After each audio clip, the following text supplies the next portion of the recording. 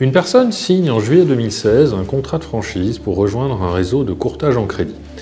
L'activité de courtage en crédit est réglementée et nécessite une immatriculation à l'ORIAS.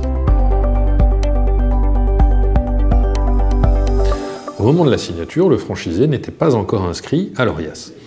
Il s'est avéré par la suite que cette inscription a été refusée car la candidate avait faussement déclaré sur l'honneur qu'elle respectait les conditions d'honorabilité prévues par le Code monétaire et financier. Par suite de ce refus, le franchisé a sollicité la nullité du contrat et la restitution des sommes versées. En première instance, le tribunal a prononcé la caducité du contrat au motif que l'une des conditions essentielles au bon déroulement du contrat, à savoir l'agrément ORIAS, n'aurait pas été obtenue, ce qui rendait l'exécution du contrat impossible. La Cour d'appel de Grenoble, dans cette décision du 4 novembre 2021, a réformé la décision de première instance et a refusé de prononcer la nullité du contrat. Il convient de rappeler tout d'abord que ce contrat a été conclu avant la réforme du Code civil en 2016. Il est donc soumis aux anciens textes et la décision se réfère à la notion de cause. Le Code civil prévoyait effectivement dans son ancien article 1131 que l'obligation sans cause ne peut avoir aucun effet et doit être sanctionnée de la nullité. Cette notion ne figure plus dans le Code civil, remplacée par celle de la contrepartie. Mais la solution est transposable au droit en vigueur.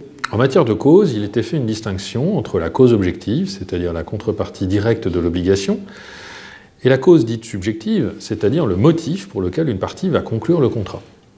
La Cour d'appel de Grenoble rappelle que si certes l'immatriculation ORIAS est une des conditions nécessaires pour l'exploitation de l'activité par le franchisé, elle ne constitue pas la cause de son obligation de verser le droit d'entrée et les redevances. La cause objective du versement de ces sommes se trouve dans la contrepartie concédée par le franchiseur, qui porte sur le droit d'usage de la marque, l'utilisation du savoir-faire et l'assistance au cours du contrat. Or, le franchiseur a bien respecté ses obligations. La Cour d'appel de Grenoble a également refusé la résiliation au tort du franchiseur, considérant que c'est en réalité le franchisé qui avait manqué à ses obligations en signant une déclaration sur l'honneur attestant du respect des conditions d'honorabilité exigées par la loi, alors même qu'il ne remplissait pas les dites conditions.